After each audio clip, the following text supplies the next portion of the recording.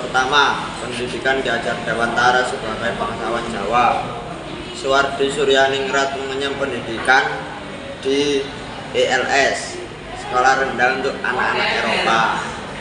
Kemudian ia mendapatkan kesempatan untuk masuk di Stovia yang sering disebut Sekolah Dokter Jawa. Namun ketika kondisi kesehatannya tidak mengizinkan, membuat Suwardi Suryaningrat tidak tamat dari sekolah ini. Suwardi Suryaningrat atau Ki Hajar Dewantara selain mendapat pendidikan formal di lingkungan Istana Paku Alam, juga mendapat pendidikan formal yang lain, yaitu Sekolah Belanda 3, terus Quick School atau Sekolah Guru di Yogyakarta, terus Stovia, Sekolah Kedokteran yang berada di Jakarta. Pendidikan di Stovia ini tidak dapat diselesaikan oleh Ki Hajar Dewantara dikarenakan ia sakit. Sebagai figur dari keluarga bangsawan, dari bangsawan Paku Alam, Suwardi Suryaningrat memiliki kepribadian yang sederhana dan sangat dekat dengan rakyat. Jiwanya menyatu melalui pendidikan dan budaya lokal, guna mencapai kesetaraan sosial politik dalam masyarakat kolonial. Kekuatan inilah yang menjadi dasar Suwardi Suryaningrat dapat memperjuangkan kesatuan dan persamaan lewat nasionalisme kultural sampai dengan nasionalisme politik. 2. Profesi Ki Hajar Dewantara. Profesi yang digeluti oleh Suwardi Suryaningrat adalah dunia jurnalisme yang berkiprah di beberapa surat kabar dan majalah pada waktu itu, seperti Sudi Utomo, The Express, Outesen India, Made in Java, Cahaya Timur, Kaum Muda, dan Pusara yang melontarkan kritik sosial politik kaum Bumi Putra kepada penjajah. Tulisan komunikatif, mengena dan tegas, jiwanya sebagai pendidik tertanam dan direalisasikan dengan mendirikan perguruan taman siswa pada tahun 1992 dengan tujuan mendidik masyarakat Bumi Putra. Pada waktu itu Ki Hajar Dewantara termasuk penulis terkenal. Tulisannya yang tajam dan patriotik membuatnya mampu membangkitkan semangat anti kolonial bagi pembacanya. Selain sebagai wartawan, ia juga aktif di berbagai organisasi sosial dan politik. Ketika tahun 1908, Ki Hajar Dewantara aktif di seksi propaganda organisasi Budi Utomo untuk menyosialisasikan dan membangkitkan kesadaran masyarakat Indonesia tentang pentingnya kesatuan dan persatuan dalam berbangsa dan bernegara. Mendirikan Indit Partij bersama Danu Tirja Setiabudi atau yang dikenal dengan Dawes Deker dan Cipto Mangunkusumo, Ki Hajar Dewantara mendirikan Indit Partij, partai politik pertama yang beraliran nasionalisme di Indonesia, pada tanggal 25 Desember 1912 dengan tujuan untuk kemerdekaan Indonesia. Kemudian ditolak oleh Belanda karena dianggap dapat menumbuhkan rasa nasionalisme rakyat. Setelah pendaftaran status badan hukum Indit Partij ditolak, Ki Hajar Dewantara ikut membentuk Komite Bumi Putra pada November 1913. Komite ini sekaligus sebagai komite tandingan dari Komite Perayaan 100 Tahun Kemerdekaan Bangsa. Komite Bumi Putra melancarkan kritik kepada pemerintah kolonial Belanda yang bermaksud merayakan 100 tahunnya bebas negeri Belanda dari penjajahan Prancis yang menarik uang dari rakyat jajahannya untuk membiayai pesta perayaannya tersebut. Berhubungan dengan rencana perayaan tersebut, Ki Hajar Dewantara mengkritik melalui tulisannya yang berjudul In for Allen, Allen for In, yang artinya satu untuk semua tapi semua untuk satu juga, dan Als is Nederlander was, seandainya aku seorang Belanda.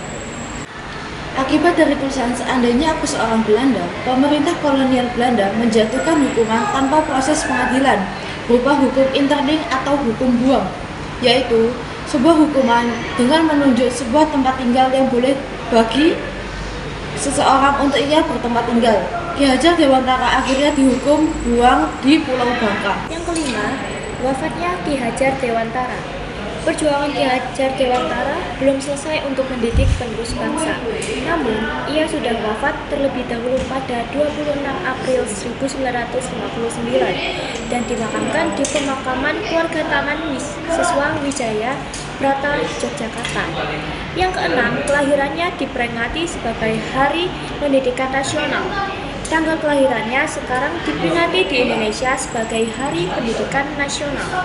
Bagian dari semboyan ciptaannya, Tutwuri Handayani yang menjadi slogan Kementerian Pendidikan.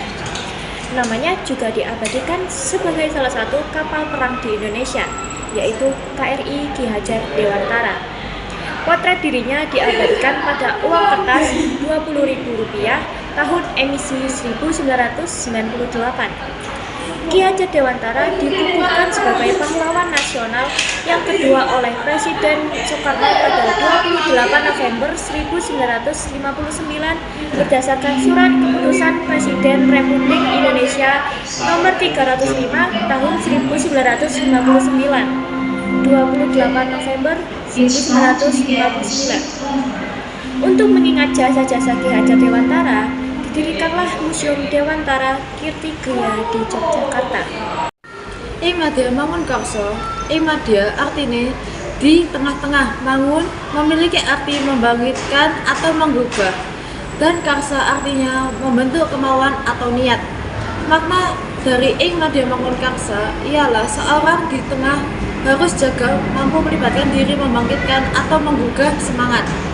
Ing madya mangun karsa berarti seorang pendidik jika berada di tengah-tengah peserta didiknya harus mampu terlibat dalam setiap pembelajaran yang dilakukan siswa agar semua bisa mempersatukan semua gerak dan perilaku secara serentak untuk mencapai tujuan bersama. Ajaran ing madya mangun karsa ini erat kaitannya dengan kebersamaan, kekompakan, dan kerjasama. Seorang pendidik tidak hanya melihat kepada orang yang didiknya, tetapi juga harus berada di tengah-tengah orang yang dididiknya. Tutwuri Handayani. Tutwuri artinya mengikuti dari belakang dan Handayani berarti memberikan dorongan moral atau dorongan semangat, sehingga memiliki arti seorang harus memberikan dorongan moral dan semangat kerja dari belakang. Pendidik harus mampu memberi kemerdekaan kepada peserta didik dengan perhatian sepenuhnya untuk memberikan petunjuk dan pengarahan. Kemerdekaan pendidikan diberikan pendidik melalui tanggung jawab kepada peserta didik untuk memperlihatkan kemampuannya, dan sebagai pendidik ia berdiri di belakang tentang bagaimana para pendidik bisa menumbuhkan dan merangsang serta mengarahkan setiap potensi yang dimiliki peserta didik. Merupakan hal yang harus dipikirkan. Salah satu sikap keteladanan Ki Hajar Dewantara yang kami ambil adalah cinta pendidikan. Mengapa kami terinspirasi dengan sikap beliau tersebut? Karena sepanjang kisah kehidupan Ki Hajar Dewantara lebih banyak menyangkut ke bidang pendidikan. Nah, sikap tersebut sudah kami terapkan di kehidupan kami sehari-hari, seperti belajar bersungguh-sungguh sampai mendapatkan nilai yang bagus untuk masuk ke universitas impian. Yang dari penjelasan teman saya, nilai keteladanan Ki Hajar Dewantara ini sudah saya terapkan di kehidupan saya dengan cara tidak membolos lagi dan lebih giat belajar.